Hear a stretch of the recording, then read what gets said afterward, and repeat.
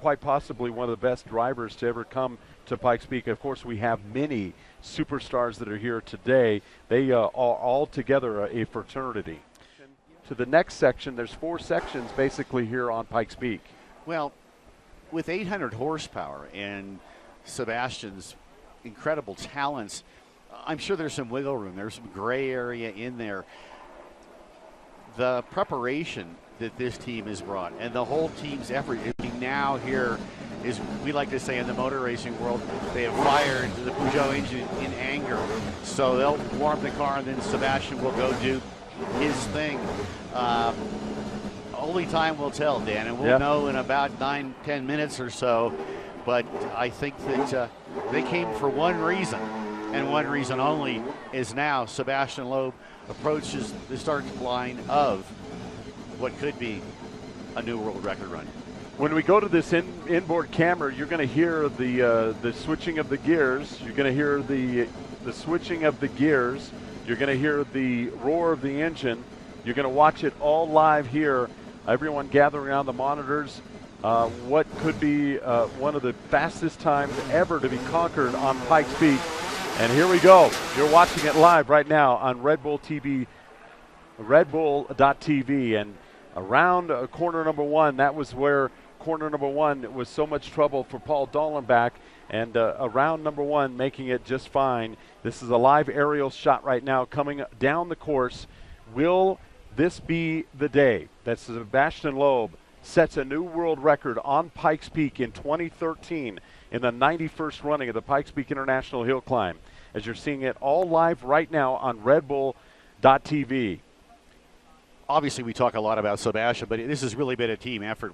We have to look at the whole effort from start to finish, the preparation, the build out of this car, the testing, all the stuff that you don't see that goes into what could be an 8-minute showcase. So literally, as we have the whole team surrounding us here on our broadcast platform here at the base of Pikes Peak at start line, about 9,200 feet.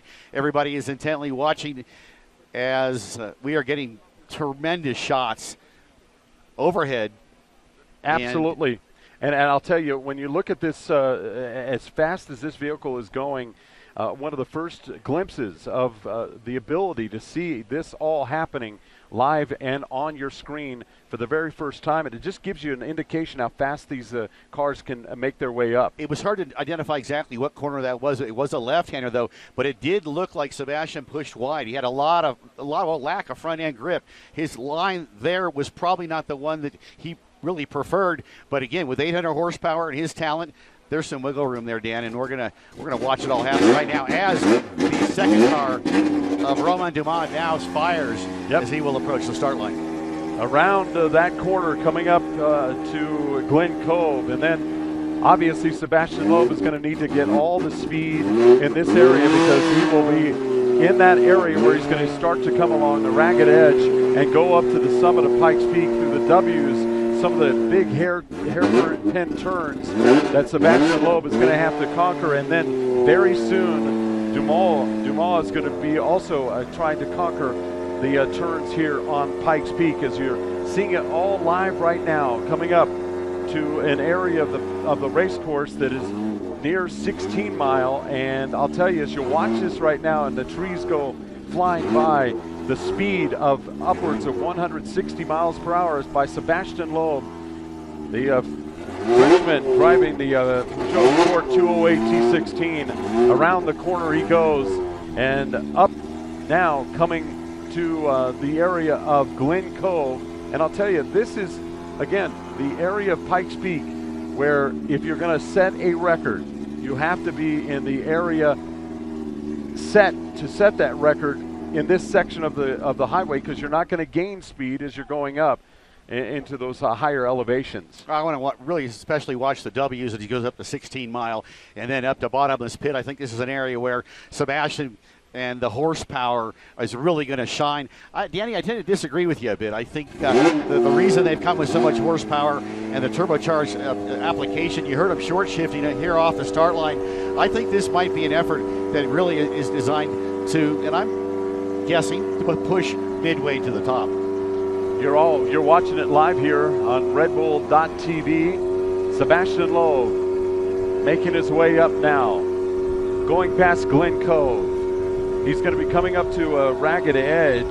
This is going to be the first park. It's called Elk Park, and if you're watching and you have your maps out, you can see what's left for this, what Sebastian Loeb hopes to be a record-breaking and record-setting attempt. He's going to be coming up to Ragged Edge. You can see everybody. Is everybody excited about this run? Is there excitement in the air?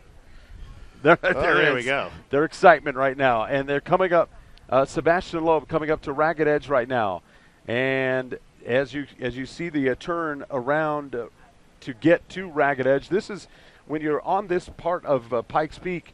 Directly to the driver's right is the straight down the mountain, and he's coming up to the W's, which is he's either going to make it or break it in this area, Kurt. Well, it's my call, and he's heading up to an area last year where we had that big off by the Mitsubishi team, and a lot of guys don't like this area of the racetrack.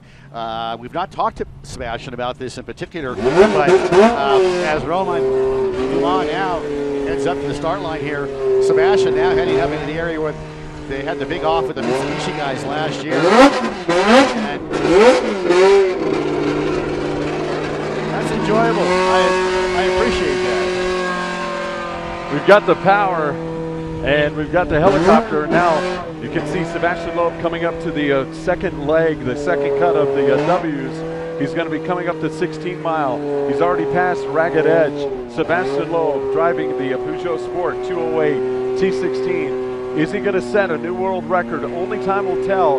He had some difficulties a little bit in the beginning of the section 1, but as you can see right now, he is definitely making his way up the mountain here at Pikes Peak.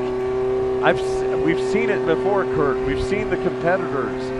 What's going through their mind at this particular part of here we go. Pikes Peak. That's the FlatironStudio.com 16 Mile, the critical left-hander that it will take him up to Devil's Playground, then the bottomless pit.